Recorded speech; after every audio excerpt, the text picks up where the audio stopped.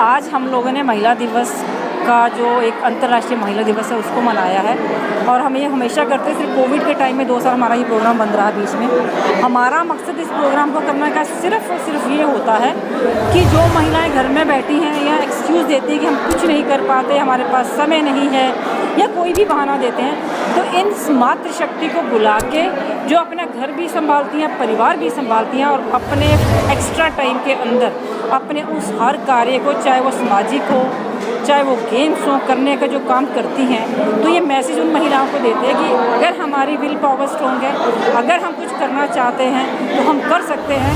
बस हमें एक जज्बा होना चाहिए कि मुझे इस कार्य को करना है। और आज आपने देखा है अलग अलग क्षेत्र की महिलाएं जिनको हम लोगों ने आज यहाँ पे अवार्ड दिया है, हर महिला अलग क्षेत्र की है, हर एक में एक जुनून है कुछ करने का, आगे बढ़ने का।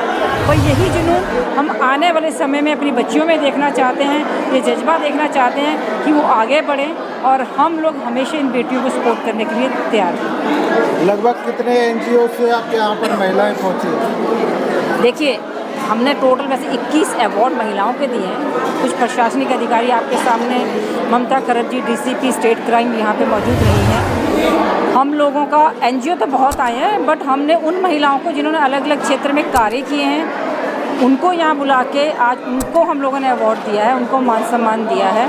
अनमोल खरब भी किसी वजह से नहीं आ पाई हैं। बलजीत कौर जी जिन्होंने अभी मैराथन जीती थी आपके सामने, वो भी एक लोगों के लिए एग्जाम्पल है। देखिए हाफ मैराथन वो किया है।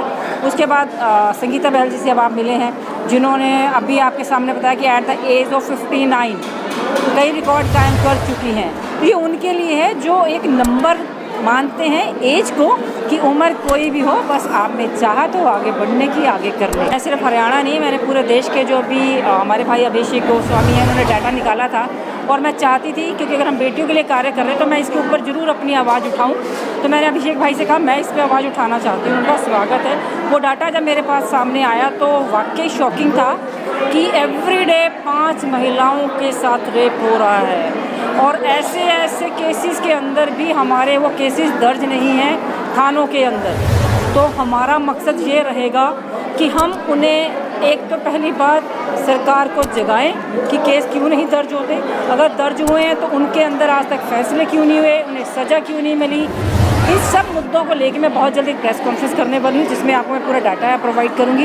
एंड द सेकंड थिंग, हमारी कोशिश होती है, हमारी जो बेटी बचाओ अभियान है, हम लोग स्कूल्स में, कॉलेज में जाकर और प्रशासनिक अधिकारियों को, वहाँ की लोकल SHO को, DCP ACP को लेकर हम गर्ल्स को अवेयर करते हैं कि उनके राइट्स क्या हैं। हम बेटियों को कमज़ोर बनाते हैं कहीं ना कहीं। मैं अपनी बेटी को तो ये पूछती हूँ कि तुम कहाँ गई थी, क्यों गई थी, कब आओगी, पर ये सवाल मैं अपने बेटे से कभी नहीं करती कि आप कहाँ जा रहे हो, किसके साथ जा रहे हो।